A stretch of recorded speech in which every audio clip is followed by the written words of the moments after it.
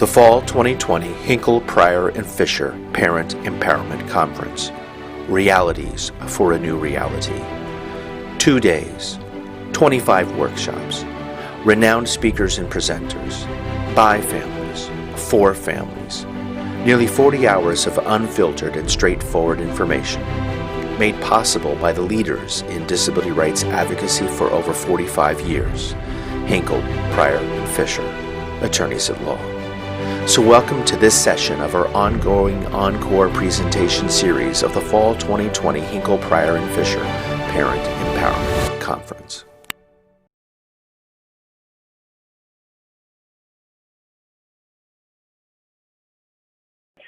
Welcome, everybody. So a couple introductory remarks or housekeeping remarks. Thank you for attending the Hinkle, Pryor, and Fisher Virtual Parent Empowerment Conference. My name is blank. Oh no, my name is Paul Pryor. They give me the script to read and I'm supposed to fill in my own name. My name is Paul Pryor and I will be your moderator for this workshop entitled Housing Options Beyond Traditional Group Homes, presented by Diane Riley of the Supportive Housing Association. Before we begin, we ask that all participants mute their microphones throughout the session. Well, we have chicken party. Eggplant. Timing is perfect on that one. We do ask people to mute their microphones if they could, please. I gotta find, oh, here we go. Diane, you can unmute yourself now. I muted everybody else. So we ask folks to mute their microphones and keep them muted throughout the session. This workshop will last approximately, at this point, about an hour and 15 or hour and 20 minutes. We ask, Diane, we'll be taking some questions today. We ask that you ask your questions through the chat feature in the control bar, which is at the bottom, or if you're an iPad user, I think it's along the side. And we'll get it to as many questions as we can, time permitting. And this is actually part of the script. For those of you, if you have not already done so, I highly encourage you to sign up for this evening's keynote address delivered by the former New Jersey Supreme Court Justice, the Honorable Helen E. Holmes, entitled Autism After COVID-19, Navigating a World Where Everything Has Changed and Nothing Has Changed. Justice Holmes is also the parent of an adult child with autism and will provide a unique perspective on the times in which we live. She is both an inspiring person and an inspirational public speaker, and you won't want to miss out on this one. I really do assure you. Simply go to the conference event page if you haven't already done so, and click on the agenda tab and scroll down to the keynote and sign up if you haven't already done so. And Diane, Justice Holmes is on your session, so she's the star of the show today. Hey, my gosh, I'm so excited. I'm really excited. I didn't know she was going to be on this. I just saw her. So, and folks, I'm not just saying this because she's here. This really is just part of the script. But it really is a wonderful, I really do anticipate this is going to be a wonderful. Jim Jordan, of course, former Republican and not wearing a mask at several House Judiciary Committee hearings. A lot going on today, right? Has a wife who has Oh my goodness. I think he has frozen. I don't think I'm frozen. But In 2011, Diane led the coalition of stakeholders to raise awareness about hunger, engage in public dialogue, and influence policies that address the underlying causes of housing shortages and poverty. In March of 2016, Diane was recognized by the New Jersey General Assembly for her service leadership and commitment to improving the quality of life for citizens throughout the state of New Jersey. Diane is currently a member of the Board of Trustees of the Anti-Poverty Network of New Jersey, which, as part of its mission, is dedicated to eradicating homelessness and create affordable housing for all those in need.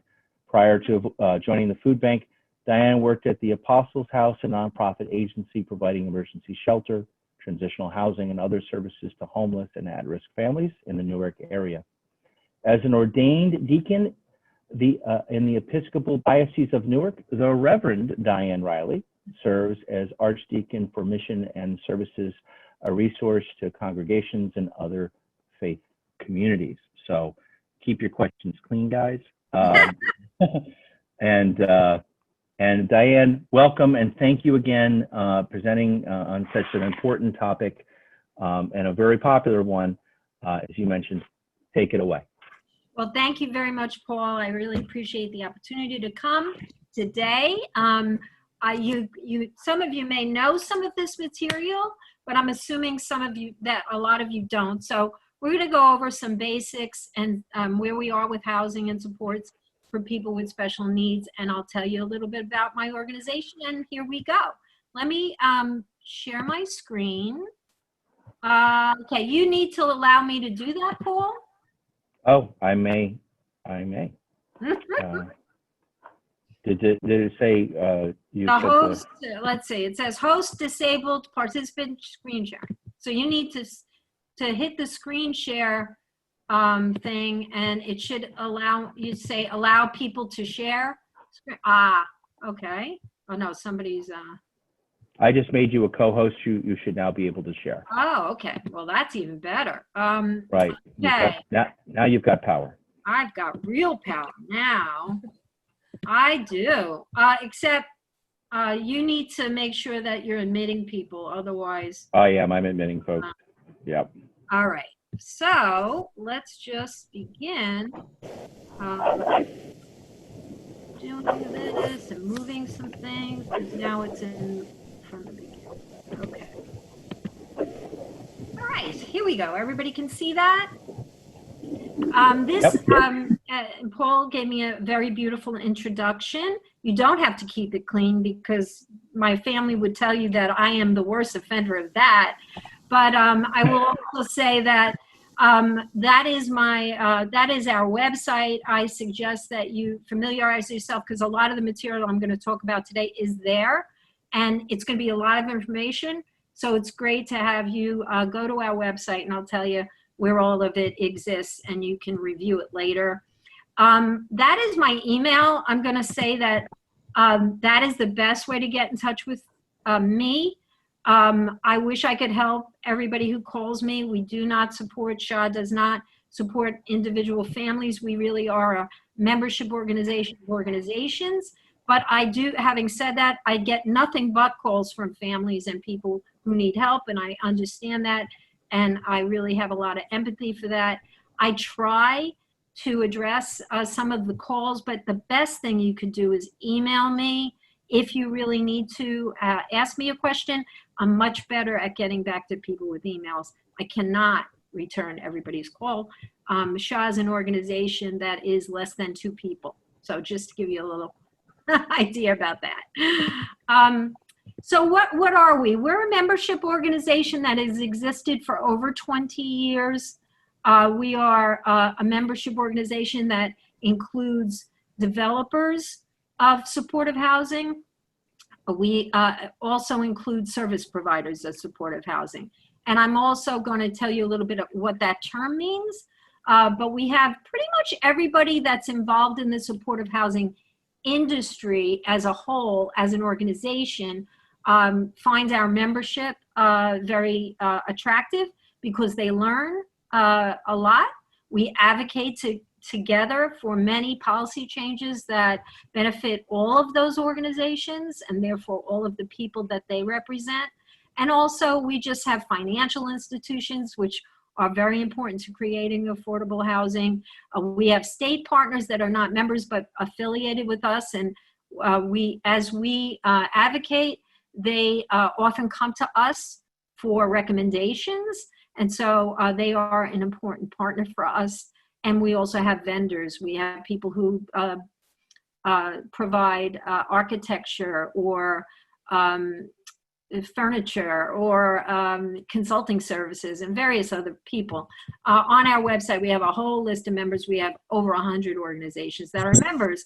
Now, underneath that all, I will say that we do listen to families and people who have experience with special needs, and they guide we hopefully listen to them enough that they really guide how we address policy. So I'll just say that. So what is supportive housing? You know, it's a term we throw around a lot. But it really is more of a philosophy or an understanding of how to address housing needs of people who are disabled. We know that there's been a few trends that have happened in the last 20 years. One is that as we addressed homelessness, Paul mentioned that I worked for the Apostles House in Newark, and they were a homeless shelter and affordable housing, transitional housing supporter and provider. And, you know, we learned a lot about homelessness over the years. And what we know is that if we provide housing for people up front and we provide services, that they can get over the trauma and all of the issues that they have, or at least be in part of recovery there, that allows them to be much more successful, and it's cheaper. So that was sort of a trend that happened, housing first. And also then over the years, we had, of course, the important decision, the Olmstead decision, which looked at disability rights and said, you know, people we do not want to put people in institutions unnecessarily. They have rights. They have a right to the least restrictive setting of housing. So that happened. So we had that converging with, you know, sort of understanding of how to address people with special needs in a variety of ways. And so those two things created sort of an industry called supportive housing. And that is the philosophy that underlies it all is that affordable housing combined with individual services tailored to people's needs creates independence for people and gives them their rights to live a life that is the best life they can live. And that's what we want for everyone. So there's a few elements that are similar to all supportive housing. One is that the person controls their own housing in terms of their leases. Their individual services are tailored to their needs. The housing must be safe and affordable and permanent. None of this going into a shelter or 3 months here or a year there, and then you have to worry about it. It needs to be affordable and permanent. And then also it needs to be integrated. It needs to be integrated into the community. People need to be living next to people, living with people who aren't disabled. And that open to them throughout the state is really critical for us. So all of that means choice, independence, integration, and all of those elements are there in supportive housing. And that's what we advocate for at the very basic line of everything we do. We hold those principles out to be the foundation, really. So who needs supportive housing? I just want to say, because SHA's members are not just providers of services for intellectual and developmental disabilities. They're not just developers of affordable housing that serve people with intellectual disabilities. They are supportive housing advocates and developers and support service providers. And that means that they may serve people who are homeless. They may serve people who have mental health challenges, addiction challenges, people who are aging need supportive housing, people who are physically disabled, veterans need supportive housing. That's a very big preference in our state to make sure that we're sort of eliminating veteran homelessness. And people coming out of prison need support. Otherwise, they just go back into prison and it costs more money from public systems. Underlying all of this, you have to understand that everybody wants to do the right thing. But if we can prove that it's cheaper to serve people and get them what they need without having additional services in other public systems, it's going to be a win-win for everybody, and we'll be able to develop and serve more people. So all of these people need supportive housing, and all of these people are addressed with many of our members. Now, having said that, people aren't just one thing, right? I'm a woman, I'm a mother, I'm, an advocate, I do all these different things. Well, people with IDD may have behavioral health challenges. They may be aging, right? Veterans may have addiction issues. You know, this overlaps in so many ways. And while I have the pie segregated here just as a nice picture, it bleeds into everything in so many ways. And so what I want to leave you with, and I want you to think about, is as we address our own family's needs and individual needs, I want you to think of making that pie bigger for everybody, because that's when we really win. Okay. So there are some things that are common that we all want, right? So we really need housing to be affordable. That's at the baseline of everything. Most of the people we serve are extremely low income, very low income, and they may always need services like that, you know, to be addressed with additional support and funding for their individual needs and housing needs. So we need housing to be affordable first and foremost. We need it to be available. We need to know where housing is. That's been a challenge for us. We need to be available throughout the entire state, not just segregated into sort of ghetto low-income communities. And that's what I just mean segregated in that term. It used to be that way. We used to allow towns to basically sell their obligations to other towns and not have to build affordable housing where they are. And that's not the case anymore, thank goodness. Otherwise, we wouldn't have integration throughout all the communities of the state, and that wouldn't be available to you. So we do need it to be available, and we need to know where it is. We need it to be accessible. We need accommodations that people can use. We need those things to be supportive of physically disabled people. We need to have accommodations in everything we build so that it can be open to the broadest sense of people who are disabled. So we need to both support those things in policy, both for new developments, right, which will affect everybody, because I'm aging and I'm going to need support someday, but also we need it to be retrofitted wherever we can. So that, you know, a lot of the housing stock in New Jersey is old. We need to address that in as many ways as possible to make the most of our housing stock, for sure, and make that available to people.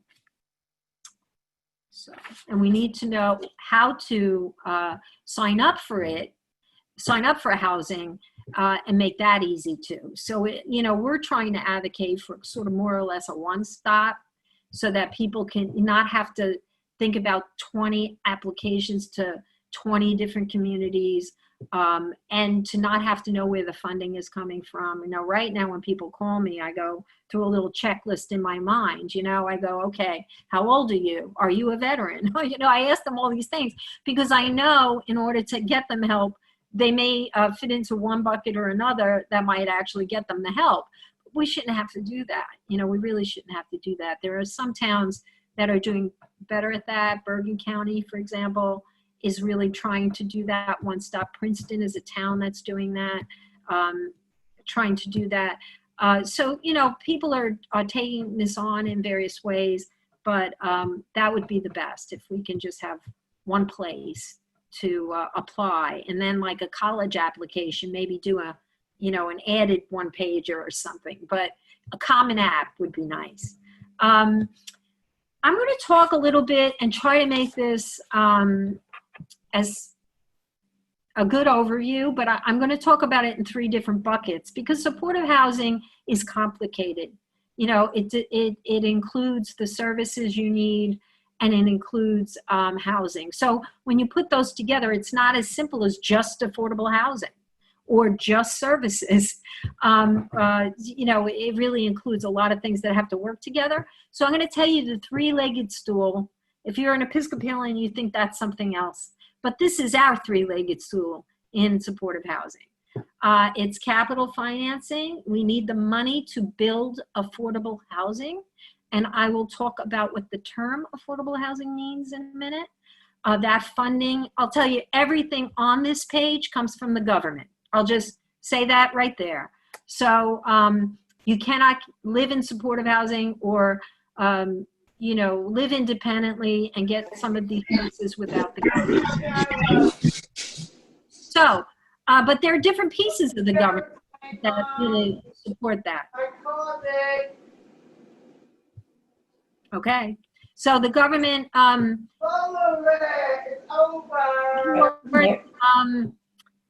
supports the building of affordable housing, and that's through tax credits. It's through dollars from the federal government in various funds, and it's from banks, you know, and banks and private lenders. So affordable housing developers put together this in a variety of ways that would make your head spin, just to create the affordable housing, right? That's it. That's a piece of supportive housing. Then you have vouchers, which I'm going to talk about today, and that's where you're going to get a lot of support in terms of paying your rent. Because really the people who are extremely low income need both. You need the affordable housing to kind of reduce the rents to a manageable level, and then you need a voucher to even further to help you pay that, right? To help you pay that rent. So that's a piece of it too, operating dollars, because otherwise those developers wouldn't make their mortgage if you didn't pay their rent. So, and they don't want to get it all from you. You know, they can't get it all from you sometimes. So we like to, wherever possible, provide vouchers for people to help pay their rent. That gives them the most flexibility. And then, of course, you need your services, and that's coming from Medicaid, sorry. So those three components are our three-legged stool. I want to tell you about where I think this is a really good spot to talk to you a little bit about our housing hub and where all of our information for you lives. So on our website, shanj.org, is now a pull-down menu that has everything regarding all of the resources we've built over the years. So we've had a grant from the Council of Developmental Disabilities since I think about 2014, before I joined SHA. And that allowed us to create very informative resources for you to show you the options, and especially the group of people living with intellectual and developmental disabilities, to show you the options in housing, to explain these things more elaborately, to create videos and all kinds of other things. This is where it lives, and we thank the council for doing that. I would say before you call me, you should really kind of look at some of these materials to see if your answers are there, because that's why we've built them. So it's really a wonderful thing what we've been able to do. So that's where they live, and I hope you'll take a look at those things. And all that I'm talking to you today will be there, okay, is coming from there. So the first thing that we were able to do is create a housing guide. I'm sure if I took a poll right now, many of you might even have that housing guide, because it's now about 6 years old, maybe a little older in its information, but it was kind of, you know, a really wonderful resource we were able to develop. It's almost 70 pages long. And it was developed with the idea not to give you every piece of information, not to advocate for one thing or another, but really as a survey to tell you what exists today in housing, what kinds of models exist, and what might exist in other states that doesn't exist in New Jersey, to give you a really good overview of what you might want, because we really want people to begin thinking about what their dreams are. You know, what is your dream? It's person-centered planning, really. What is your dream, and what could you accomplish to create that, right? So the first thing is to give you a really good overview of what is there, what kinds of housing is there. And so we created this guide. And then to give you really the beginning of how to navigate that, right? How do you even begin to navigate that system? And probably the biggest thing we were able to do is talk about a flow chart that's in the middle of that guide. I'm going to tell you it's on page 32. And it's a flow chart that says, okay, you start here.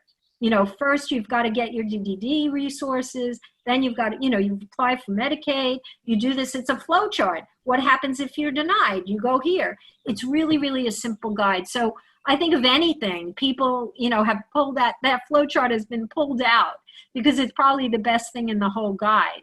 But that guide has now, it is downloadable. We've given out 6,000 or more copies of it in hardcover, and I have those too. and the council has those to give out. It really is a good overview for many of you. And then we created, as an offshoot of that, a little companion guide to talk about stories.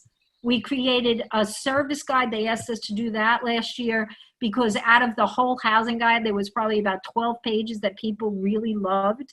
And we just kind of pulled that out and made it a service guide, updated a little bit of materials there. So please take a look at the housing guide because that is your guidepost in your first line. And then we were able to put together bulletins, which I'm going to talk about a few of these in depth. Rental assistance, housing affordable bulletin. And we did those because the housing guide is slightly out of date and we wanted to update that, or we wanted to provide additional information that wasn't in the guide. We couldn't expand the guide beyond the pages it would be too much. So we did elaborate on certain topics. So we have 4 bulletins. Affordable housing bulletin, which really spans any population, and the rental assistance bulletin spans any population. So please tell people about that. Assistive technology too, that is a game changer in getting people to be independent. I don't know if, Paul, if you're having a workshop just on assistive technology, but it is incredible what's happening with that, because really people can be much more independent without intrusion. Because of the technology that exists, even in our own phones, you know, just not even special technology, but certainly when you get into having smart homes and things like that, for the physically disabled, it's amazing what's happening. So that there's a whole bulletin on that. And then in supported employment, we're pretty good in our state on supported employment. We're a workability state. We encourage people to work. And with technology and other things, it's making it easier for people to work from home. We're all working from home. Look at what we're doing right now, right? So can you imagine? It's really incredible, right? So the supported employment bulletin is a nice few pages. All of these wear a mask because the corona. So all of the bulletins you see? are available Very in bad. Spanish as well, and they're available, downloadable on our website. So we also have housing videos. I'm going to play a few of those today for you. I really like our videos. We did them last year, and it's really an interview and very different models. And it kind of pulls a lot of this information together. So I'm going to play a few, so I'm going to go on. So what exists today in supportive housing and housing, especially for people with intellectual and developmental disabilities? Well, I will tell you that for the most part, people live at home, right? They're still living at home for the most part.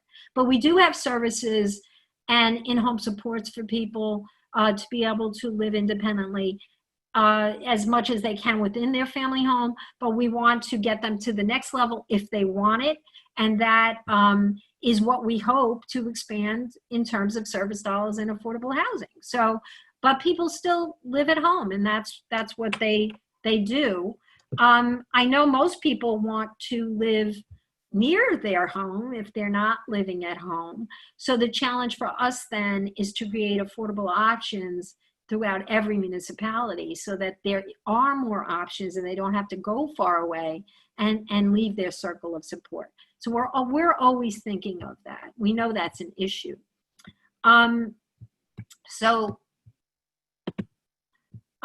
We do have individual apartments, and I think that is the biggest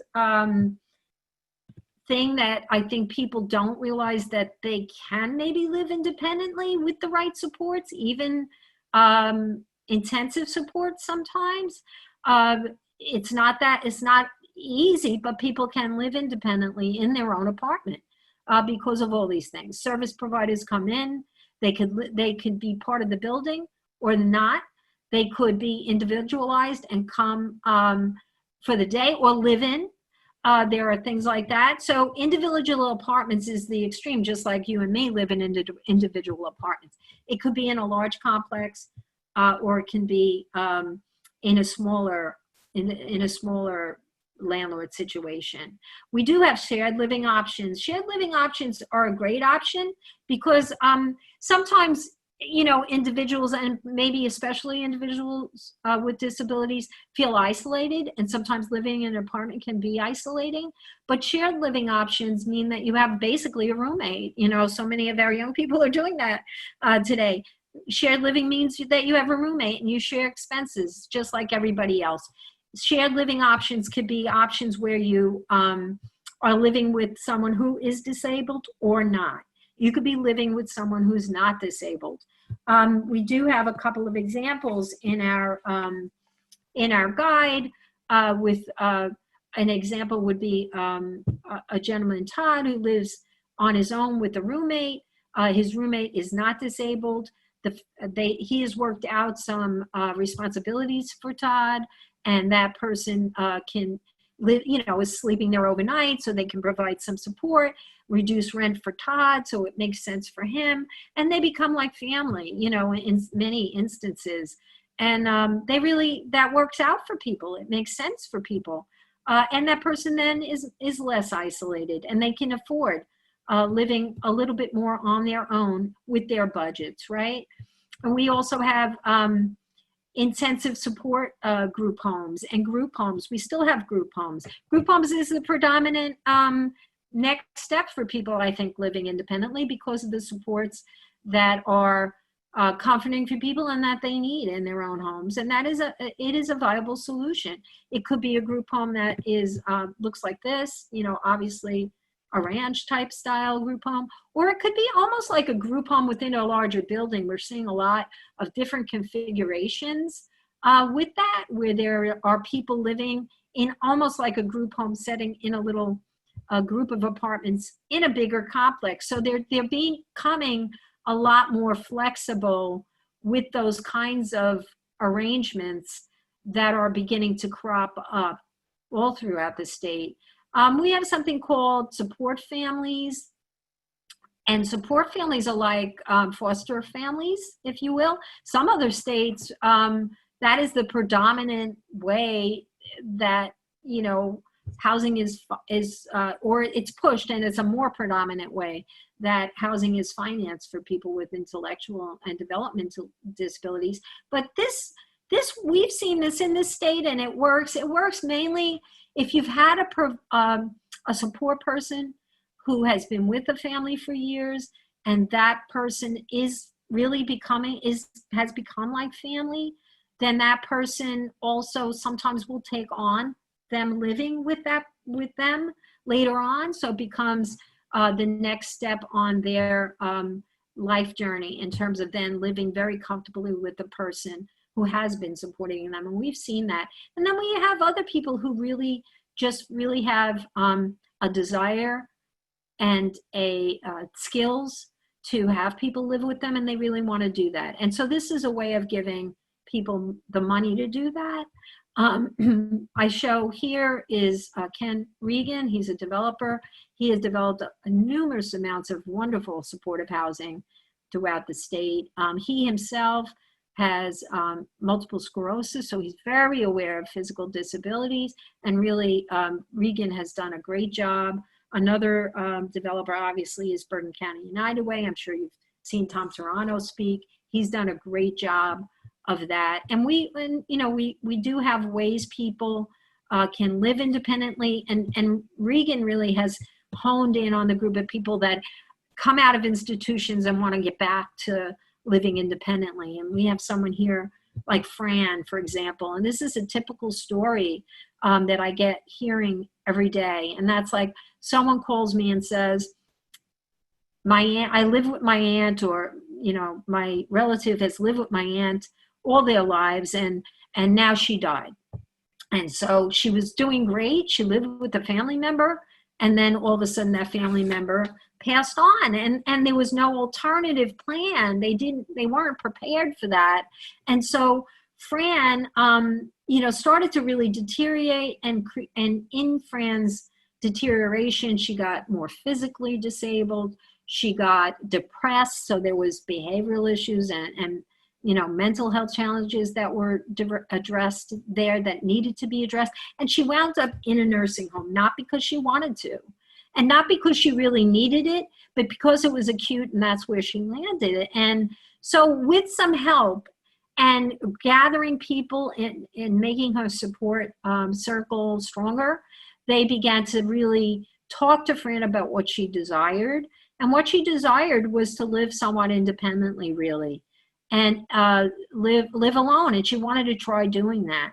And so they tapped into a program called MLTSS, which I'll briefly talk about. And that's to move people out of nursing homes. And they were able to get her the support services she needed. They were able to find her an affordable housing apartment that was accessible, you know, with all kinds of physical accessibilities. They got her enough services so that she became physically stronger. She became more mobile, and she was less depressed and healthier. So she was able to move out of a nursing home, and she is much happier and living independently. And that's a story that can happen, and that's a pretty, you know, common story for looking at people's desires and then moving them out. Why does the state want to do that? Well, it costs a lot more money for Medicaid services in a nursing home. Okay, so that's it. Let's see. I'm going to play a quick video. You're not going to know everything about this video, everything in this video, but I think it will give you an idea. And we can, as I go through the next few slides, I'll point out in the video you heard this, and this is where that fits in. But let's take a look at this situation.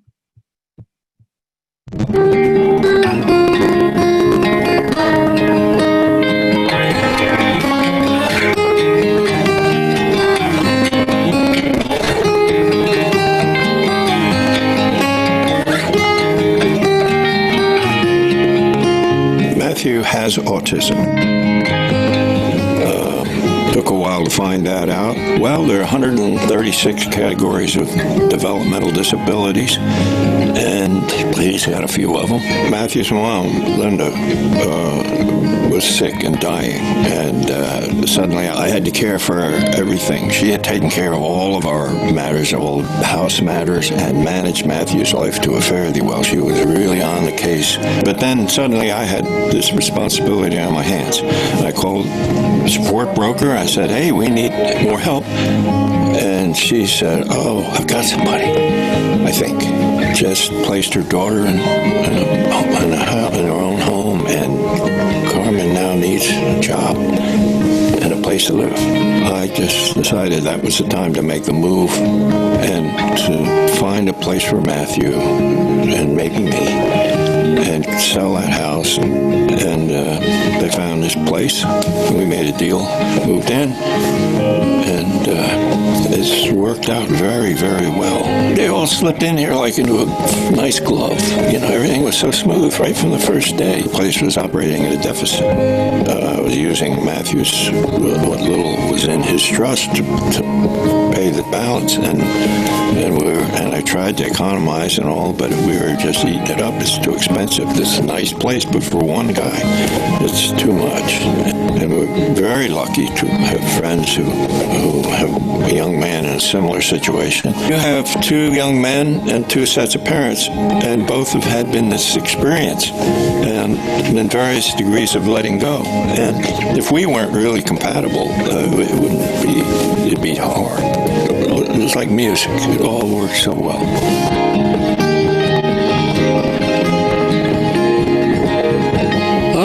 Dan is a wonderful guy. He's full of energy, and it makes people smile when he's in a good mood, and that's a lot of the time. He's also obsessive. He gets really stuck about everything happening in its place. At age 21, they are eligible to be moved into group homes, the most affected ones, the lowest functioning people. They gave him a chance to move into a group home, and we looked at a couple, and they were okay, but I just wanted something that was more family-like, if possible. Not too long after his name reached the top of the list, we heard that Tom's wife, who we knew was very ill, had passed away, and we met with Tom and we found out that, in fact, he had sold his house, and he and Carmen and Matt had all moved to this condo. And he at the same time said, you know, I'm running a deficit every month paying for this empty room, and which I no longer live in. In a way, it's a lot simpler because, you know, one family owns the place and the other one is a renter. We've gotten a supported housing connection voucher through SHC and DDD together. So that's based on 1/3 of the agreed on maximum rent, market value rent for a place like this. This isn't a licensed group home, but it still had to meet, because of the subsidy voucher, it had to meet minimum living standards. Dan's now able to transit back and forth. He's gotten used to that routine too. And there are workers that come in for Matt and workers that come in for him, and, you know, they are become buddies to a certain extent, but Matt and Dan are really somewhat on a par, even though Matt has much more language. And so Matt asks the questions and Dan supplies the answers over and over and over again until finally Dan says, no more questions.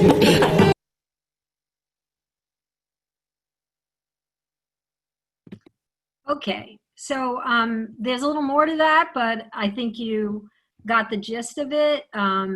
It's a great story. It's shared housing. It's families making it work for themselves. And you see in that elements of Carmen and living with them, someone live-in that they share the support services for.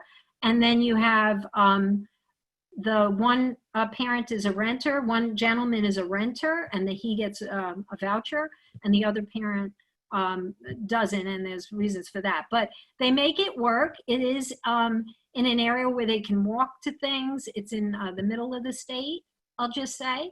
It's a townhouse. So it is a way. It is one option. They do have independent lives. They each go to their own jobs every day, and they each have different other support elements that come into play. So I'm going to talk a little bit about parts of that three-legged stool now. The biggest part is making that funding work, is making all of that funding work, and it's a challenge. So there's a couple of pieces to your funding sources. One, and they come from the Department of Human Services. The Division of Developmental Disability manages all of that. They manage, look at what Medicaid allows, and the state matches Medicaid for your service dollars. They manage all of the programs that give you those service dollars. And then you have Social Security, which gives you your SSI payments. And that is disposable income that you have then to make, to meet your needs, you know, just like everybody else. So SSI is probably 800 and change a month, not a lot of money, but you know, that's why it's important to get the housing support to pay your rent. Then you get service dollars to make your services work. And then you have the rest in SSI to help you pay your rent, and also whatever else you need that you can't get from other public programs, right? So those are the systems that work for your sort of income and service. So there's 3 programs. I'm not going to spend a huge amount of time on this. There are 3 programs served through Medicaid that bring you your services. We used to call them waivers. I don't like to call them waivers because they're not individual waivers, and I make that distinction. And when I say waivers, is you go to Medicaid and you say, I'm going to run the programs this way, and this is what's allowed, and that's, you know, sort of what you do.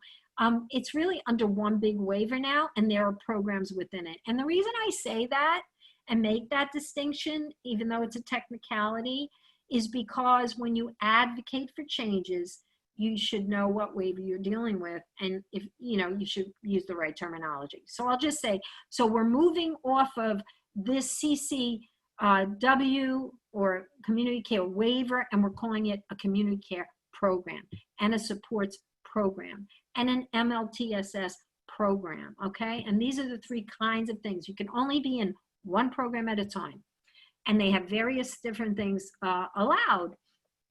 CCP program gives you, it's reserved for people who need much more intensive needs. It is reserved for people to give enough services that you really can afford your housing. Not to say that on the sports program you can't, because there are people who have vouchers that are making that work. But CCP is the, you know, the program that's going to give you your support level needs for housing. So anybody can be on the, you know, the least one is the sports program.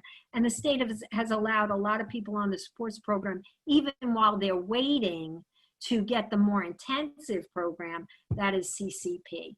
And as you heard in the video, those people rose to the level in the program to get CCP funding, primarily because they met the need in their evaluation, but also because their parents were older. And as your parents, you know, age, as the primary caregiver ages, they look to move those people on because they don't want a crisis, right? They don't want to be like, you know, Fran, who had someone die. So I think that is true. MLTSS really is a lot of support services and medical support services, mainly to get people out of institutions. So you need, you know, have an institutional level of care need, but you don't want to live in an institution. So that is a very special program. And it really, we have a different department that deals a little bit more with that program, but it is a program that provides a lot of support services. So if you meet that need, that institutional need, look to that. That would be to look to that program to get your support services, because that's going to give you the most bang for your buck there. I want to talk about the next little bucket. This is getting more into housing. So I want to say that affordable housing is a term used, and it mainly is a term used because it has allowed reduced rent for housing units, because the people who built that got some kind of governmental support to provide affordable housing. You've heard a lot probably about Olmsted. And Olmsted, you know, not Olmsted, I'm sorry. You heard a lot about when people challenged the court system to say that everybody needed to build the affordable housing. And I'm blanking on the name of the town. I'll think of it in a minute. Mount Laurel, thank you. There you go. Thank you, Mount Laurel. And they challenged it, and they said, you know, if you don't allow affordable housing, people are not going to be able to live where they need to in the state, and therefore every town has an obligation to build affordable housing if they're building housing. A portion of that has to be. We fought that for years, and it's now in the, you know, pretty much a done deal. So every town has to include affordable housing, and they help support that either through some funding or some kind of rebates or providing land or low-income housing tax credits from the federal government or whatever. But that means that those rents need to be affordable. And that has a lot to do with a fair market rate, as the gentleman in the video said. And the fair market rate is determined by HUD, and that basically says for these units, this is low income, this is affordable for middle income, and this is affordable for a slightly higher rate, but they're all less than or equal to fair market rate. And that helps a lot of people get housing just by itself. And so you look for those developments to exist. They're being built all over, and a lot of times through the Housing Mortgage Finance Agency. So we can talk about how to find them in a little while. But that's what affordable housing means. Now, you don't have to be supportive housing person with disabilities to get affordable housing. A lot of people need affordable housing. Even people working full-time need affordable housing. So there's a lot of competition for the needs of affordable housing, but that's what that means. And it has nothing to do with a voucher, okay? people can sometimes just pay reduced price rent and they're good.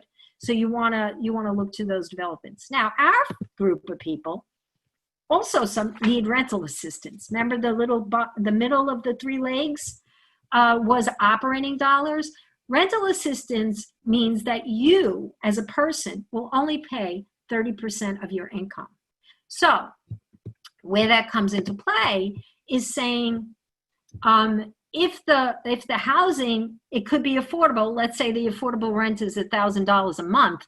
If I only make $900 a month, I'm paying $300 towards that rent.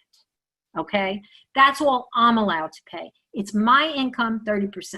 Okay, so the rent is lower, great, but I'm also only going to pay 30% of it. Isn't that greater? Wonderful. We need that. Everybody needs that who's extremely low income. Okay, but the great thing is that landlord is going to get the whole rent, right? Because the government's going to pay the rest. So that landlord can then make his obligations and their mortgage and whatever else, and can develop more affordable housing and go on his merry way, can make that budget work for him to maintain that property. But I'm only paying 30%. That's really it in a nutshell. Well, there are many ways to get vouchers. We have 3 kinds in New Jersey. One is you heard in that video, DDD voucher from Supportive Housing Connection. It's kind of a new thing in the last few years. That is probably the easiest voucher to get for maybe our population. It is gotten through DDD and your support coordinator. And it works similar to other vouchers. You're paying a certain percentage of your income.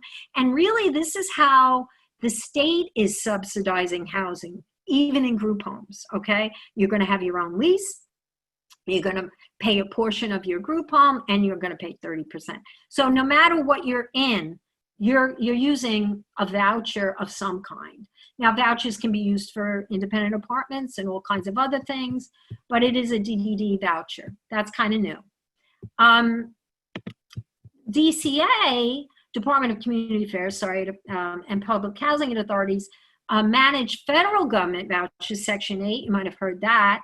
And those vouchers also work similarly, right? And the big difference between those vouchers and the DDD vouchers, one big difference is that you can move states. You can move around a lot with those vouchers. So if I wanted to move to Pennsylvania and I had a HUD voucher for a year, I think, or a little bit more, you can move it theoretically.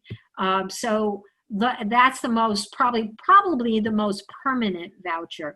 With the DDD voucher, one thing I didn't mention is they'll give you the voucher and you can use it. They would like you to go and apply for the federal voucher.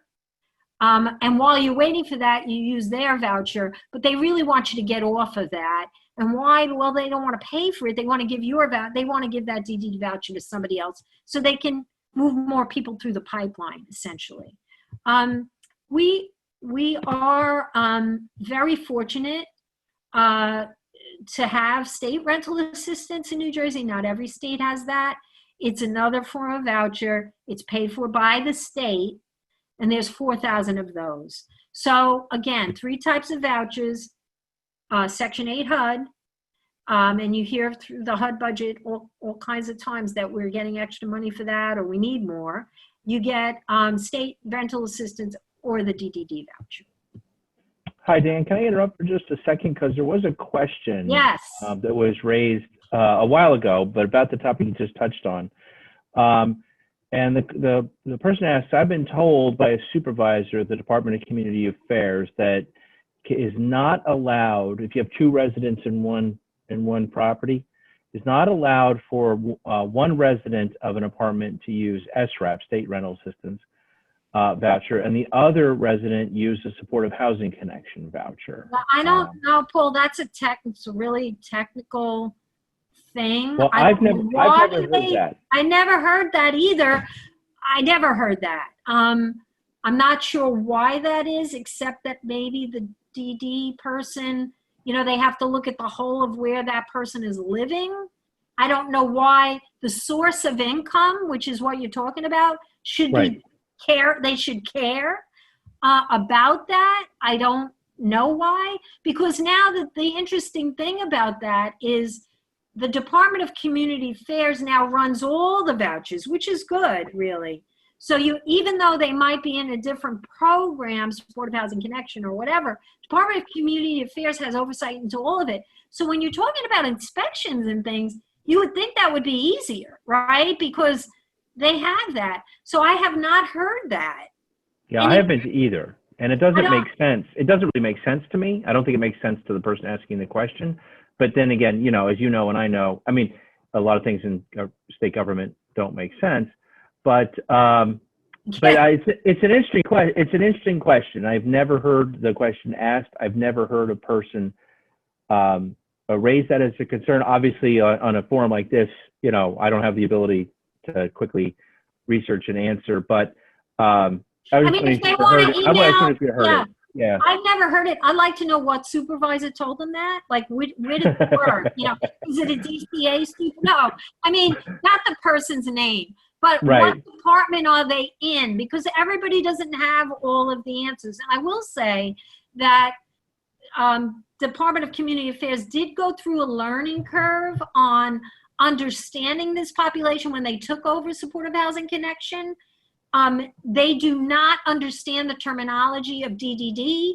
They don't really understand all of that. You know, DCA does not, their people are having a learning curve on understanding all this. They never had to deal with supportive service vouchers this way. So if the person is asking a question a certain way with, you know, kinds of terminology, I could see how that would be confusing and might lend itself to an inappropriate answer, you know, but I'd be happy to look into it. I've never heard that. Yeah, I've never heard it either. I agree. There's probably something maybe lost in translation, right? Which is very frequent when dealing with bureaucratic agencies. But what I would say, you know, my just gut reaction response, and it's only a gut reaction response, so I mean, I could be wrong, is that it's probably not accurate. And it just goes to what I generally tell people when dealing with state government agencies is I wouldn't take everything they tell you as being accurate. So they're not always the authority on these things. No, and here's why I think there's something, you know, and maybe it does need, because you're mixing all this up, there might be some regulations that need to change, right? Because we're looking at that. Maybe SREPs never had to deal with shared housing. I don't know. In this way, you know, but they're wanting DDD voucher people to move to other vouchers, in which case they need to make it work, right? So they need to make all of this work together, right?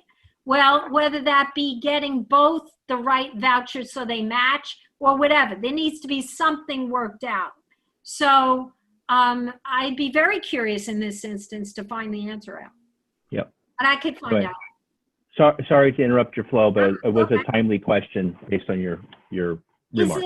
This is a good stopping point for a minute, because is there questions about vouchers? Is there more questions about vouchers? Because I could spend a whole hour on vouchers. But basically, simply said, that's what they are, and that's how they work. Yeah. No, that's the only question about the voucher itself. Other than the income, you mentioned the 30% income contribution. Yeah, income. The person asked him whether that's gross or net. Right? Yeah, no, it is. It's gross. And it's not that, I mean, you don't have that much coming out of that income in essence, really, you know, because you're getting other things. So it's the gross income. It's the gross. But it's not a lot. I mean, it's really a great system, and our people need that system. Otherwise, they can't pay the rent, even if it's affordable. Take those out, and does it automatically the other thing is very importantly for the landlord and the builder, they need to get the rent. You know, they can't make that property work without it. So both sides need that voucher. And there are project vouchers, something I didn't mention, some not DDD stuff, but some HUD vouchers are project related and some are, you know, rental related. So you can take that, the project voucher stays with the project, and they sometimes put project vouchers together with projects to make the project, the supportive housing project, work together. You cannot take your voucher and go elsewhere. That stays with the project. But other vouchers, most other vouchers you can take and move, to a different apartment. And some of the way that this feeds into our independence is that theoretically your services are separate from your housing, right? You can move and keep your services. You can change your services and stay. So the idea is to give people choice, really. And they're moving more and more and more towards that, which is really giving everybody the most rights and the most independence. So there are other things that everybody can look at, and obviously SNAP and food stamps and, energy assistance and all those things. You should get the most bang for your buck in terms of getting all the other little added support you need, so that the SSI dollars you're using is going to be maximized to, whatever you want to spend your money on, right? So sometimes you just need all of it. You need all of it. So if there's no other questions, I'm going to play this video, because in this video you're going to hear all of the components come together. Okay, the vouchers, the community care program, the this, the that, and you'll hear it all come together here, and it's better than everything else. So let's hear it. Sorry.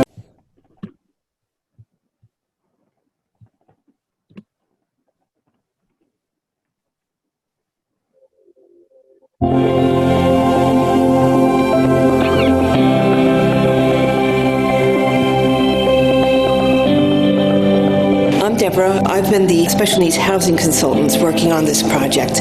In my role, I match up a housing developer who could be a for-profit entity with a nonprofit or service provider such as the Arc of Essex. In this project, we were able to establish an integration of people with disabilities into a larger complex. This is a brand new 5-story, 110-unit apartment building in Irvington. This units that we have here on the first floor, there are 6 of them that are set-aside units for adults with intellectual and developmental disabilities that the Arc of Essex County provides supports to in varying capacities. We were brought to the developer as the service provider option for the set-aside requirements of this particular project. It is a tax credit project with varying affordability requirements. We had some influence with the developer on the design of some of the units from the perspective of having experience with how we support people in individual units, the type of consumer that we would anticipate living in this environment. A lot of the recommendations focused on bathroom and kitchen designs. Open spaces, lots of cabinetry in the kitchen. Bathroom, we did not want tubs, walk-in showers. There are 3 apartments together in a row with 2 doors in between, connecting all 3 of the apartments on one section, and then another section has another 3 apartments, and there's a door in between those apartments as well.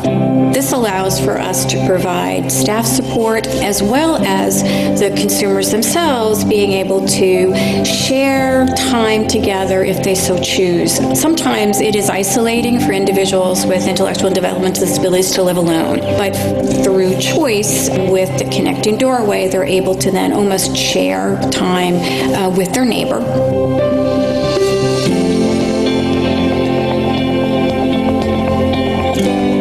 We have some individuals here that are on the supports program and some that are on the community care program. In both cases, we're able to pair a housing voucher from the Supportive Housing Connection with the supports program or the community care program to meet the individual's needs so that they can live in a single apartment here. We have some individuals on the supports program that live here that take public transportation, have a job in the community, are able to access community resources on their own, and maybe the staff just need to help with some budgeting issues or making sure that they have access to transportation or need some assistance with food shopping and meal planning. And then we have other individuals that are on the community care program that need more assistance with their daily living skills. And the staff really are able to come in and help with hygiene needs in the morning, making breakfast, getting dinner prepared, food shopping, and then we also have an overnight for any type of emergency situations that may arise, or if the individual just needs support overnight. Here in Irvington, there's the access to a lot of community services. So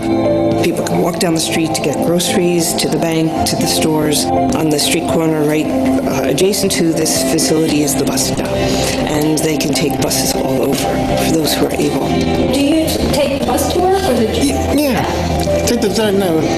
I can walk down here to get the 39. And also I can get the 9-4 to Smith and Island. I go places, lots of places, doing the moving and a little more.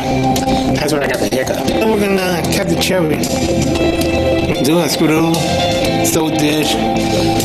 Then we got a workshop, maintenance, and then we got a mailroom, then we got food service. What's your favorite meal to cook?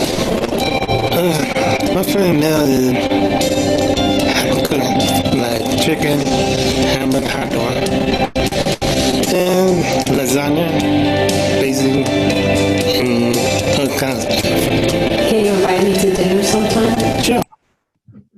So that was a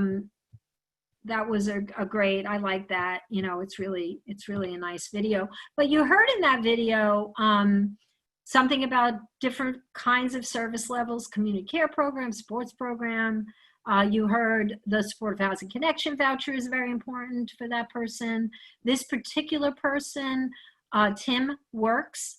But, you know, there's varying levels of independence, and this housing project, which the rest of the apartments are you know, some, I think it's an all affordable building. I can't remember at the beginning what they said, but I'm pretty sure it's all affordable, either that or it's mixed use, but they're not disabled people who live there. So this is a really integrated project in an urban setting, but you can hear how all the components come together, I think, to make it work for people and bring them some really independence and really living out what they wanted.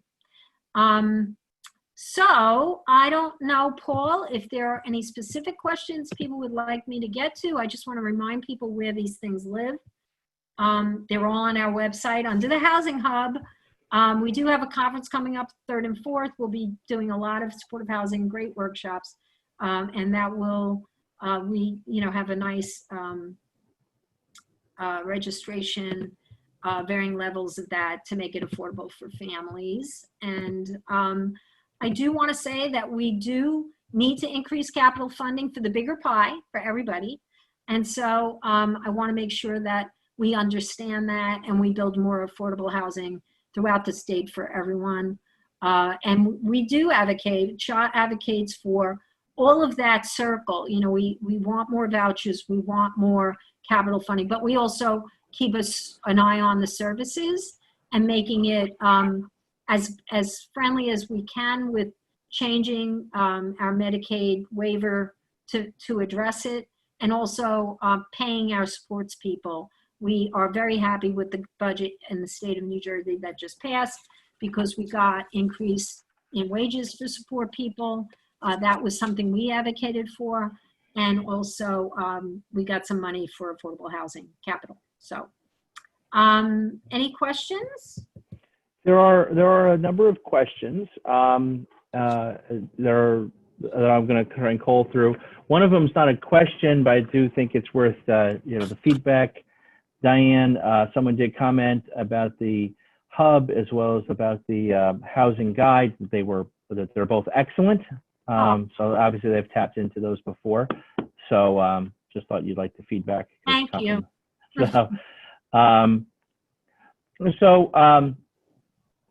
there is a question about, again, there's also another housekeeping question. Can we get a copy of the presentation? Yes. And I think, yes. I think you have, yeah. Mm-hmm. Okay, yeah. You're going to send us a copy of the slideshow, I believe, the slide deck, I believe. Christina Tosti, who's sort of our in-house conference organizer, We'll send these things out to the people who participated in this workshop out after the conference, probably Monday. It's today and tomorrow. Begrudgingly, we gave her Sunday off, but so she'll probably get that those off. out. We'll get them out to folks on Monday. So that, I think that answers that. So in terms of some of the substantive related questions, there is a couple. One I'll take just because I think it's easier to punt. There's a question about waiting lists for services and housing. There is long waiting lists for services. Somebody commented about, I've heard that the waiting list is about 12 years long. Is that accurate? And yes, that is relatively accurate. I think I can tell you about that. The waiting list to get access to the supports that help pay for the human capital in a person's home is approximately 10 to 12 years long. Well, we can spend another hour talking about waiting lists and so forth, but I will tell folks that my partner, Maria Fisher, is presenting on that topic at 2, right after this one. So you might want to tune in for more to that one. So Paul, that's not for the supports program, right? Not for the supports program, but for the CCP that gives you the larger budget, yes. And those are exactly the sort of nuanced questions and issues that are going to be going over in the next thing. And I don't want to, now, some of the other issues here, somebody asked about a person with disabilities who might be married, and can their spouse live in a supportive housing situation, such as like the example of the video that you played of that person who's living in a complex. Yeah, I know there's nuances, and it's not for people with disabilities. It's not always advantageous for them to be married, but I don't think that has to do with the voucher as much as it has to do with your other stuff that is challenged, right? Is that right, Paul? I mean, so marriage itself, the fact of being married, you're absolutely right, isn't going to preclude you. Marriage is a fundamental right. You got to protect that, and marriage itself isn't going to preclude you from participation. However, when you're married, there are different income and resource limits that come into play. Also, when you're married, the spouse's income and resources are deemed to the person with special needs. So if you're receiving Medicaid and other forms of means-tested government assistance benefits, and you're married to somebody and that person may work or have resources of their own, they're going to be deemed to your kid, and it could wind up jeopardizing things like Medicaid eligibility, like the receipt of DDD services, like certain forms of vouchers and so forth. So I'm not discouraging people from being committed, but you just got to know the outcome. Yeah, I think everybody wants to look at the financial outcome really carefully in that situation. It's not, not anything to do with the voucher itself. It's just that, or living together, it's just that it might jeopardize your money. Right. Work out for you. It's the cost-benefit analysis of getting married, right? Yeah, but, exactly. Hate to reduce it to dollars and cents. It's true. It's true. There's a question that came up about people with severe behaviors and living in community-based settings and in supportive housing. I have a couple quick thoughts on it, but Dan, you might have some quick thoughts on it too. It's hard. I'm not saying it's easy. It's hard. There's extra money that needs to be put into the housing development for people with severe behaviors. They need to be, for example, you have to fix the housing more often. The walls have to be, special in some way to deal with the, maybe an outburst or whatever. There's just a lot that goes into that can work, but there's, it's hard to find the financing to do all that extra stuff unless the state gives you extra money for it. And we're right now in a sense of trying to get them to address that, add extra money for really enhanced need homes. Then we really don't, we're in the middle of trying to get that. It's not always addressed top of the list. It isn't. What are your thoughts? Well, so there are plenty of people who live in community-based settings that have severe behaviors. Yes. Yes. And however, they may not be the kinds of setting, more often than not, I should say, they are the kinds of settings that are not sort of supportive housing or living a little bit more independently. They tend to be community-based settings that have a little bit more structure, a little bit more breadth and depth of staff and knowledge, and a little bit more a traditional sort of housing arrangement, where whether it's a group home or a supervised apartment that may be run by an established provider agency. Because, as you said, the costs are often greater, the level of supports are often greater, and so forth. However, that is not to say that a person with some severe and challenging behavior cannot live independently in a supportive housing situation. Generally, my advice to parents is you're going to want to make sure that that person's CCP, the person has a CCP budget, right? Not just a support budget, and that support's budget is quite generous because the tier assignment through DDD has been elevated to one where the financing is going to be there to support that person's needs. But to Diane's point, I would concur. There are just certain pragmatic challenges associated with supported housing and a little bit more independent housing with a person with severe and challenging behaviors.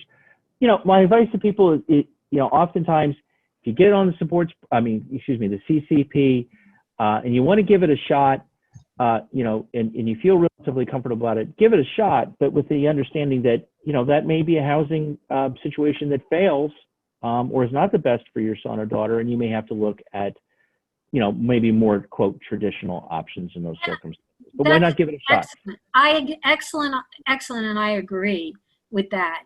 You don't always know until you try it. People are often surprised at what works for people. They don't think they can rise to the level of, a little bit more independent or stability, and they're surprised that they can.